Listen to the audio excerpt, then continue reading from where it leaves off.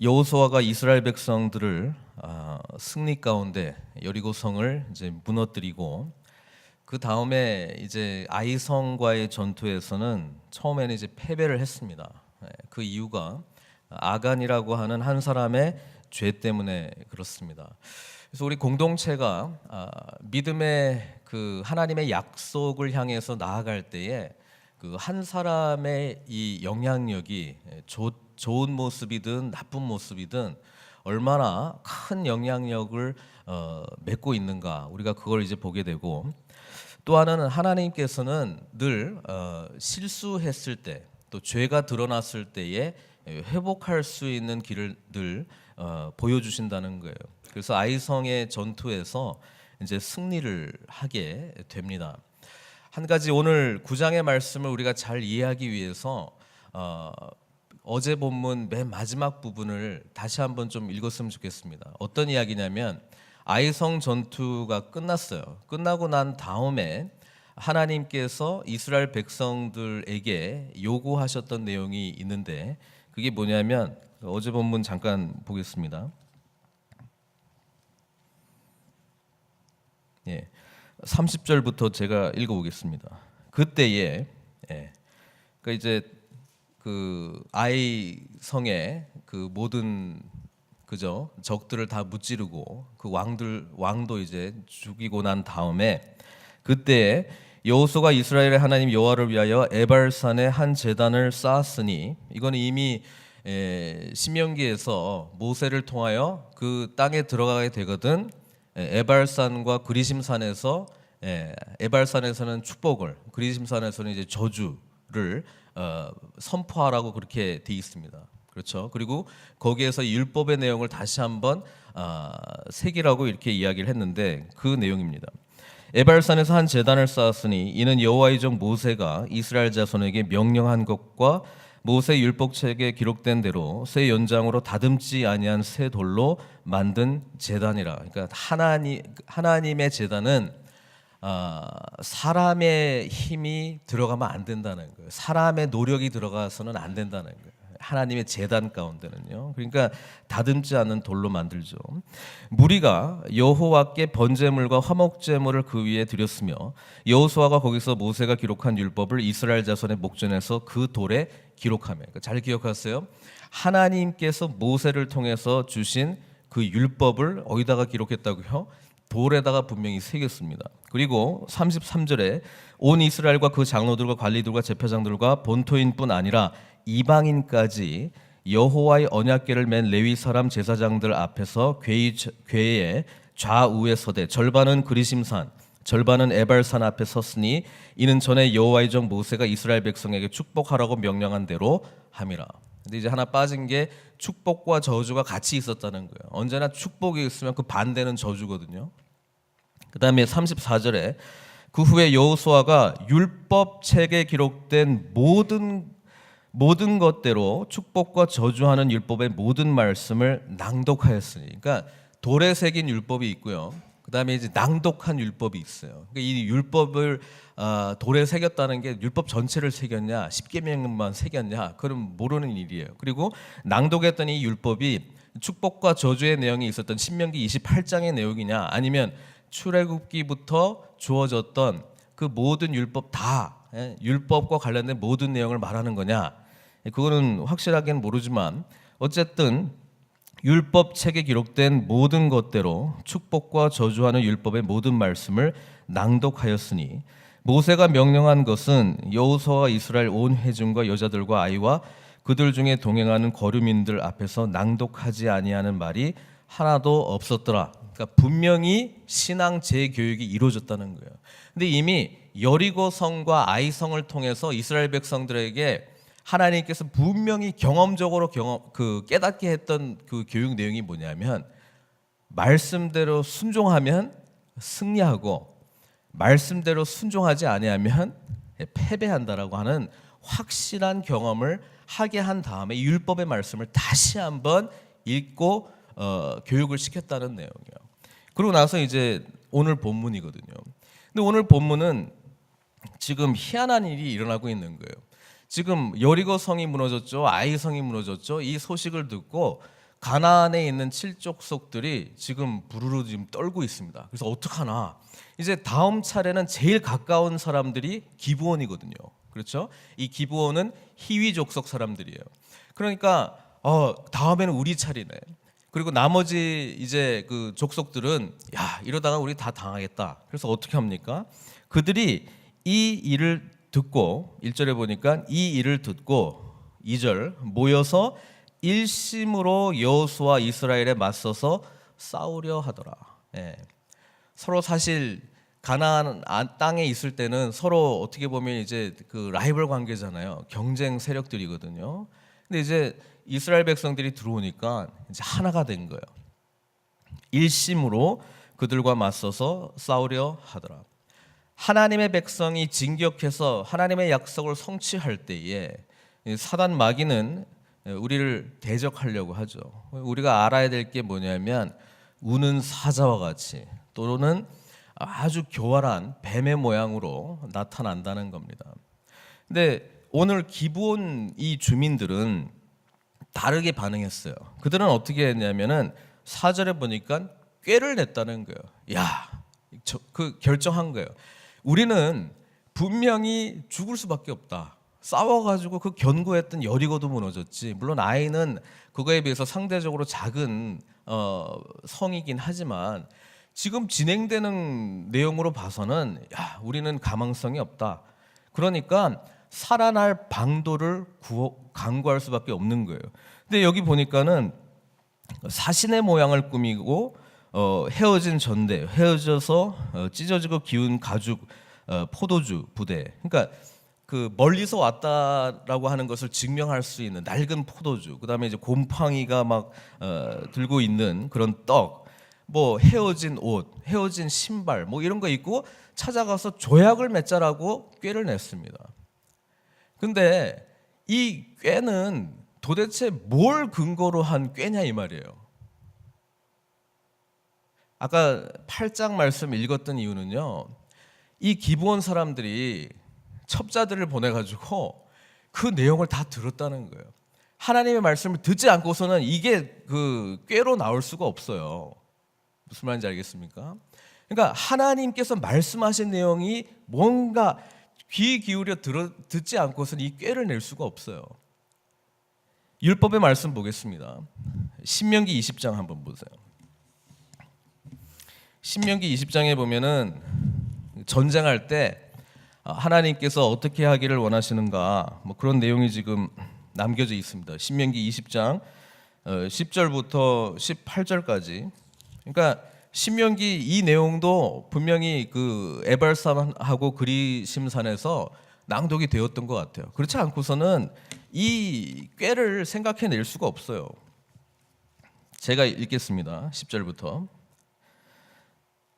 내가 어떤 성읍으로 나아가서 치려할 때에는 그 성읍에 먼저 화평을 선언하라 이렇게 되어 있습니다.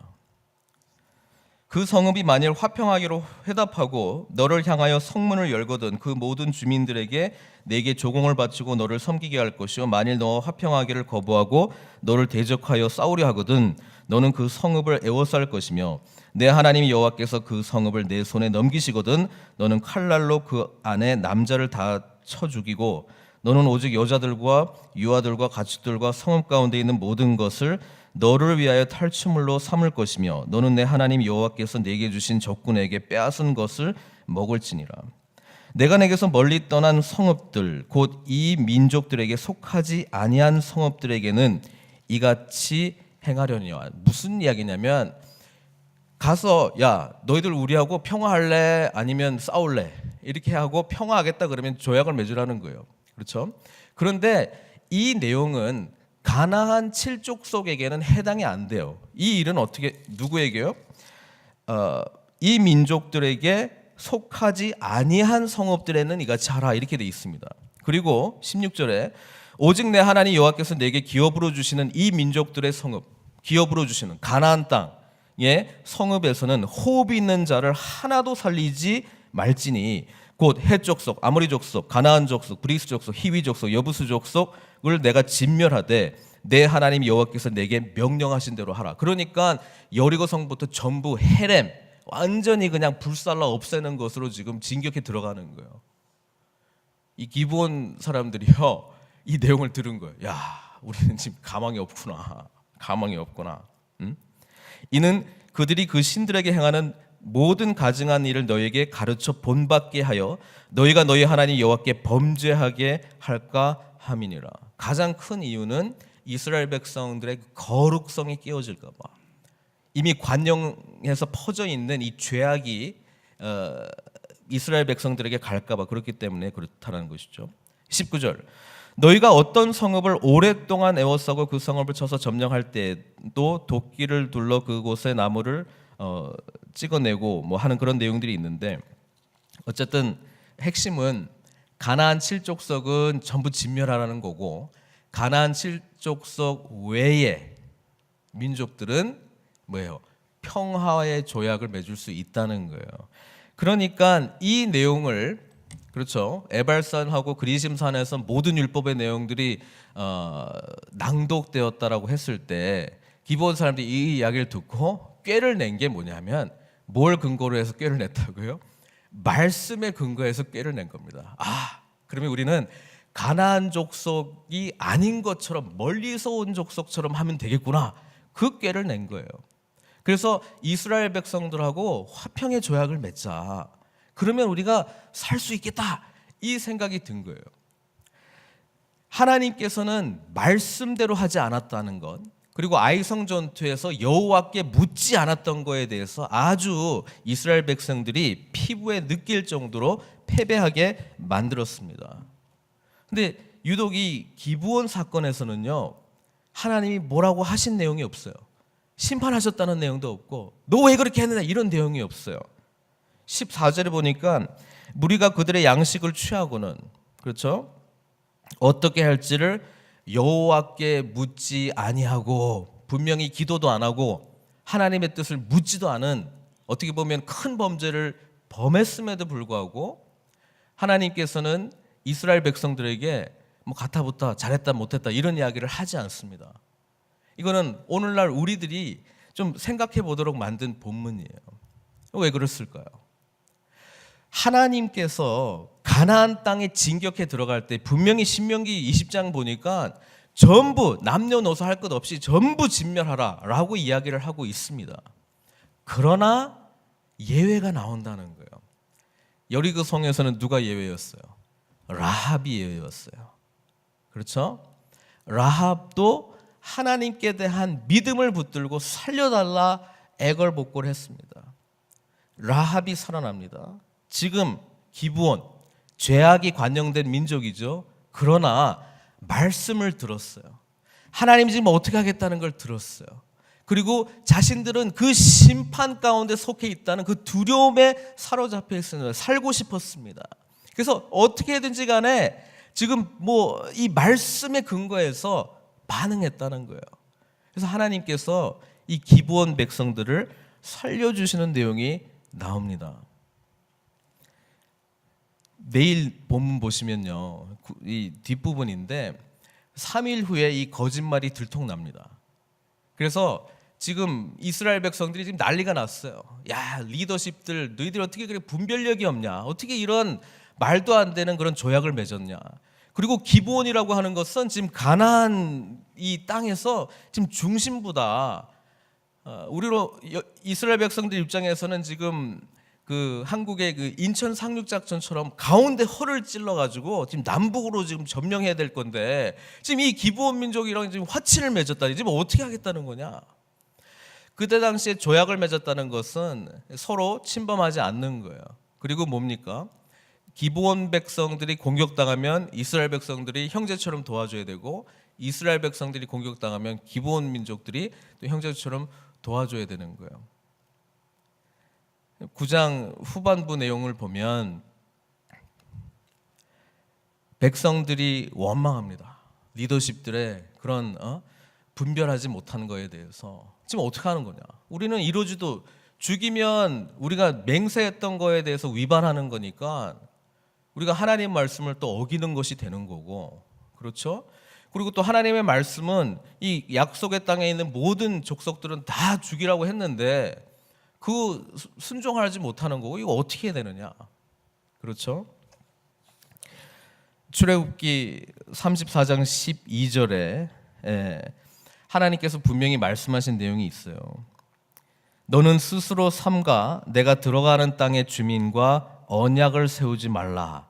그것이 너에게 올무가 될까 하노라.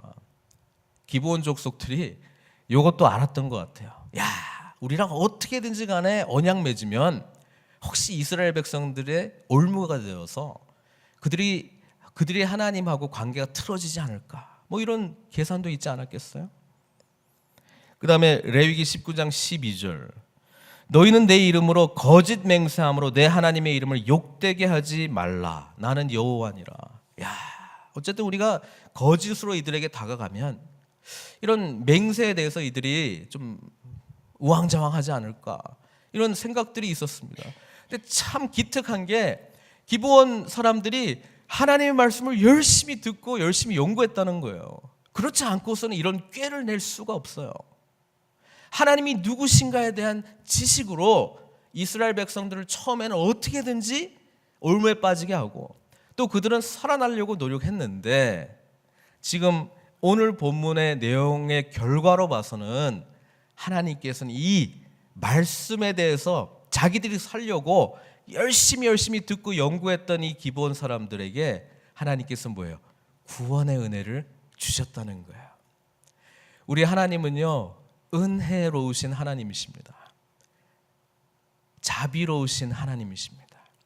이 기브온 백성들 말씀 붙들고 생사를 오고 가는 이 깊은 고민 속에 하나님께서 그들을 포용해 주시고 이스라엘 공동체 가운데 들어오게 해 주십니다. 여호수아가 이렇게 이야기합니다. 어떻게 너희들이 우리를 속였느냐?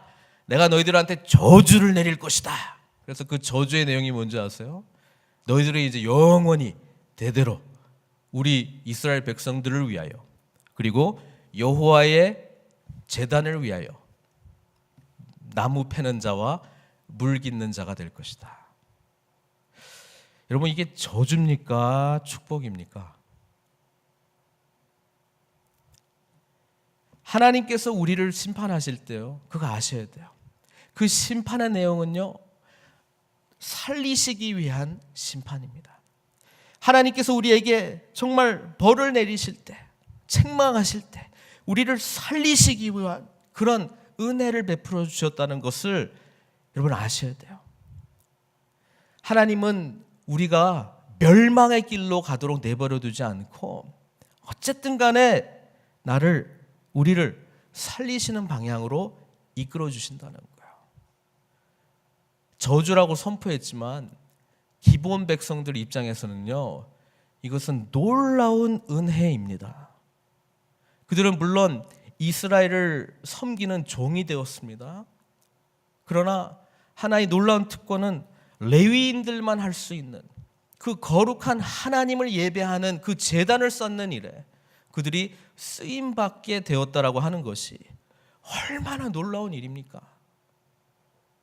이들이 나중에 느디님 사람들이 되는 거거든요. 그들은 이스라엘 공동체의 정당한 한 자리를 차지하게 됩니다. 10장까지 제가 예습하겠습니다. 나머지 7족속들이 기브온 백성들이 야, 얘네들이 우리하고 조인 안 하고 뭐? 이 배신자들 그러면서 화가 나가지고 그래, 이스라엘 백성들은 둘째치고 너희들부터 우리가 싸그리 없애버려야 되겠다 해가지고 연합해가지고 기브온을 쳐들어옵니다. 그때 기브온 사람들이 이스라엘 백성들과 맺은 조약 때문에 찾아옵니다. 우리 좀 살려달라고. 그래서 여호수아가 그 하나님의 이름으로 맹세했던 그 조약 때문에 진멸해야 될 기브온 족속들을 구원해 줍니다. 그 위대한 전투, 기브온 골짜기, 아얄론 사이에서 일어났던 위대한 태양아 멈춰라. 그게 바로 여호수아 10장에 나오는 내용이에요. 여러분 생각해 보십시오. 기브온 골짜기 원래 멸망의 골짜기였어요. 진멸의 골짜기가 될 수밖에 없었습니다. 피비린내 나는 골짜기가 될 수밖에 없었습니다.